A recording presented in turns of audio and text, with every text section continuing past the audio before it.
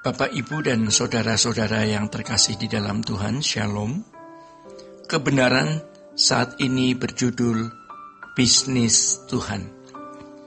Saudara-saudara yang terkasih di dalam Tuhan, banyak manusia, termasuk orang Kristen, telah terbawa oleh pengaruh dunia, seperti yang tertulis di dalam 1 Korintus 15, yang bunyinya demikian, "Mari kita makan, minum, sebab besok kita mati."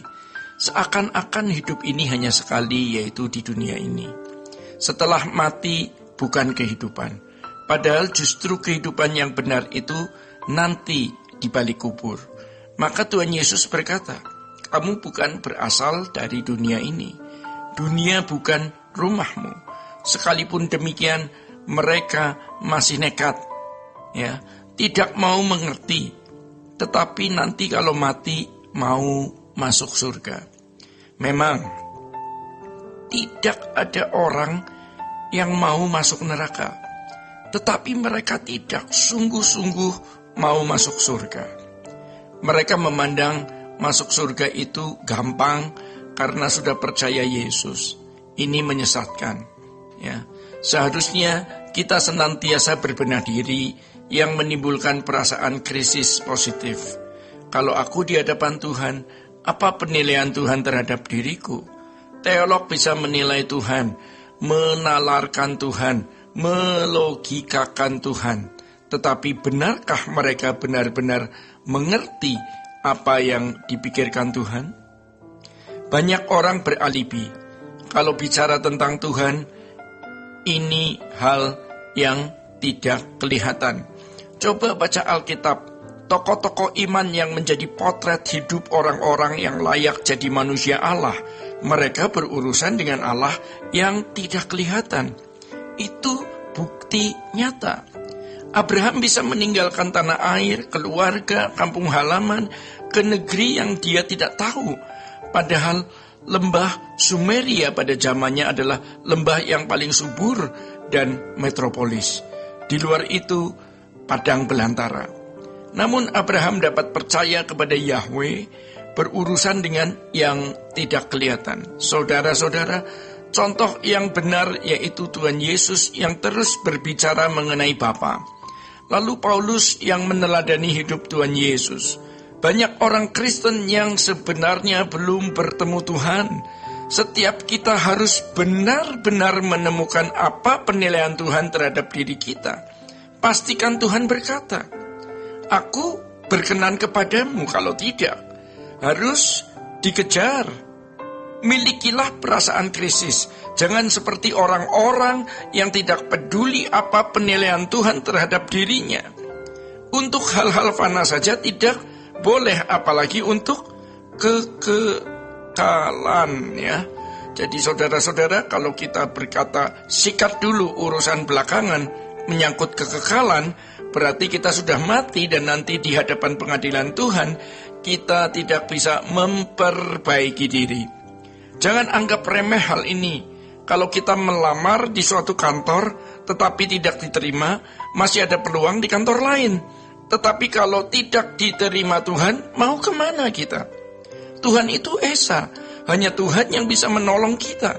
Hanya satu Allah yang benar, Elohim Yahweh dalam Yesus Kristus.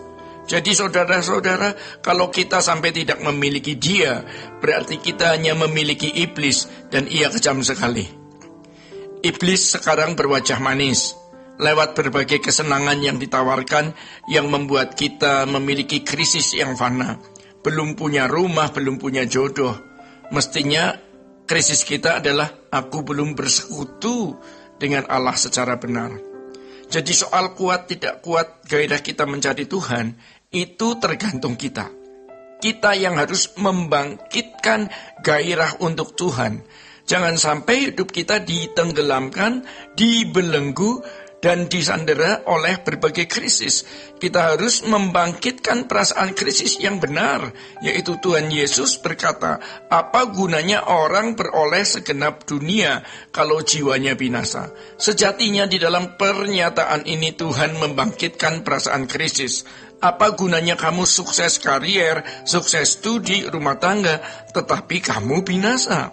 Atau orang-orang yang kau kasih dan dirimu terpisah di kekekalan, apa artinya? Jadi kalau kita masih bisa bersikap kurang ajar terhadap Tuhan, tidak menghargai nilai-nilai kekekalan dengan berbagai perasaan krisis yang hanya berorientasi kepada hal-hal fana, kita binasa. Saudara-saudara, Tuhan Yesus berkata, jangan takut, hai kawanan kecil. Bapamu berkenan memberi kerajaan itu kepadamu. Diteguhkan lagi oleh Yohanes 14 ayat 1 dan 2 yang bunyinya sebagai berikut. Janganlah gelisah hatimu, percayalah kepada Allah, percayalah juga kepadaku. Di rumah Bapakku banyak tempat tinggal. Jika tidak demikian, tentu aku mengatakannya kepadamu, sebab aku pergi ke situ untuk menyediakan tempat bagimu. Ironis, tanpa disadari oleh banyak orang Kristen, mereka merasa bahwa Tuhan akan beserta mereka, tetapi mengabaikan apakah mereka menyertai Tuhan atau tidak.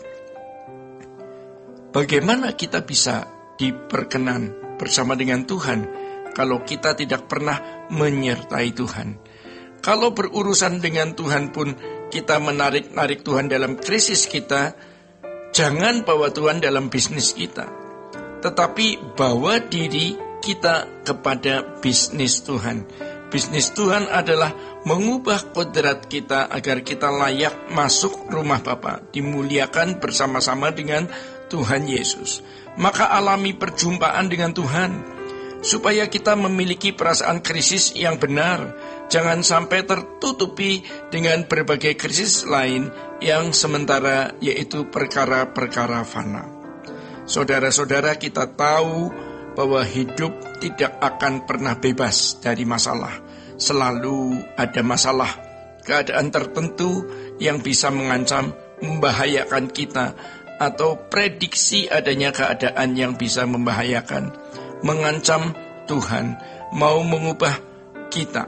Ya, jadi ada keadaan yang membahayakan dan mengancam.